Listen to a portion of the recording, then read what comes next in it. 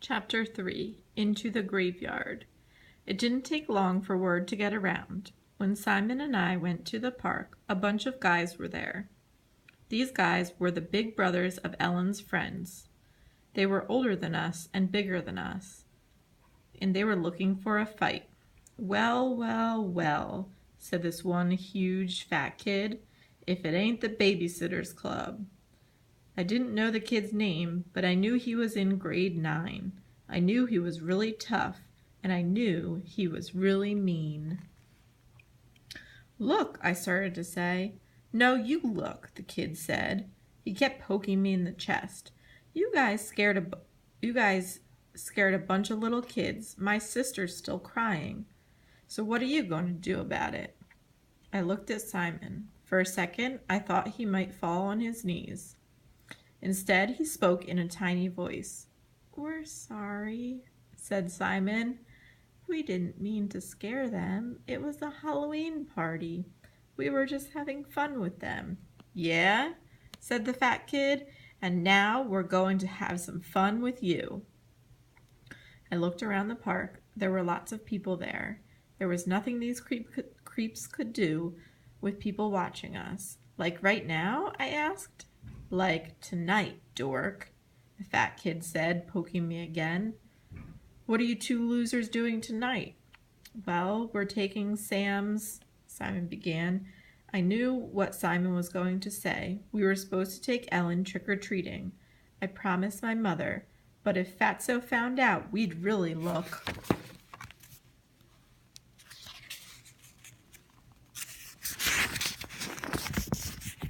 "Like dorks." So I stomped on Simon's foot to shut him up. "Ow!" yelled Simon. I glared at the fat kid. "Why tonight?" I asked. "What's the big hurry?" Fatso came over to me and breathed on me. Yuck, I think he'd just eaten a bag of garlic nachos. "Here's what you're doing tonight," he said. "You two dorks are meeting me and my friends in the graveyard, 10 o'clock, just inside the gate. We'll see how much you like being scared." Then Fatso and his gang took off. Simon watched them run off, then turned to me. "We don't have to go, Sam," he said. "We don't have to do what they say." I rolled my eyes. "Of course we have to go," I told him. "If we don't get this over with, they'll be after us every day. We'll never know when they're going to pull something." "Okay," said Simon. I knew he didn't like this, but he'd always back me up. "How are we going to get out of the house?" We'll get out the way we always get out," I said. "I'll tell my parents I'm going to your house. You tell your parents you're coming to my house. They'll never know. We'll leave as soon as we're done taking Ellen around." As it turned out, we didn't have to take Ellen trick-or-treating. My parents said they didn't trust me. Go figure. So they went out with her and I stayed home and handed out candy. Mom said to give every kid 2 of those little chocolate bars.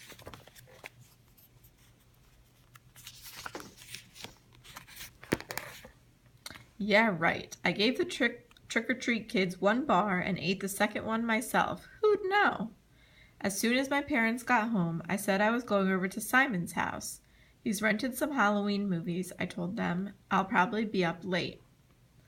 "Phone when you're on your way home," my dad said. "Uh-oh, yeah, or maybe I might sleep over at Simon's," I said. "I mean, if it's really late, I don't want to bother you." "Well, phone and let us know before midnight," said my mom. Yeah, right. I knew I couldn't phone anybody from the graveyard. "Well, how about I just sleep over at Simon's and then I won't have to phone." I didn't wait for an answer. I'll grab my stuff. I ran upstairs. Never give your parents a chance to think. That's one thing I've learned. "Don't forget your toothbrush," yelled my mom. "I know you've been eating tons of those chocolate bars." What? Did she have spy cameras on me? I ran to Simon's house, but I didn't get inside. "Sam?" Simon hissed from the bushes. "Over here." "I told my parents I was watching movies at your house. I said I was sleeping over." We snuck around to Simon's backyard and crept into the bat house. We both ditched our pajamas and toothbrushes. "Okay," I said, "what's the plan?" It's only 8:30, Simon said. Maybe we should get over to the graveyard early. Then we can take a look around. Maybe we can spy on Fatso and see what he's up to. Good idea, I said. Just when I think Simon is a total dork, he comes up with stuff like that. Check out the graveyard early. That's brilliant. We grabbed a couple of flashlights and pulled on dark sweatshirts. Then we hopped the backyard fence and took off down Maple Street. There were lots of kids still out, so no one looked at us. It took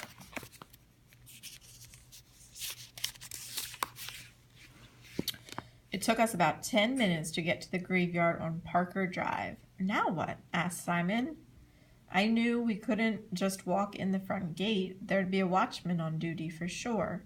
Let's go down this side street, I said. Maybe we can hop the fence somewhere. Simon and I walked for about a block down one side of the graveyard. Then we saw a few bushes and I stopped. I pretended to tie up my shoe. When no cars were coming, Simon and I ran for the fence and hopped it. We fell into the bushes and stayed there for a couple of minutes.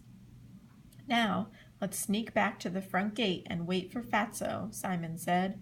We'll follow him around and see what he's got planned. Right, I replied. I should have said wrong, but who knew?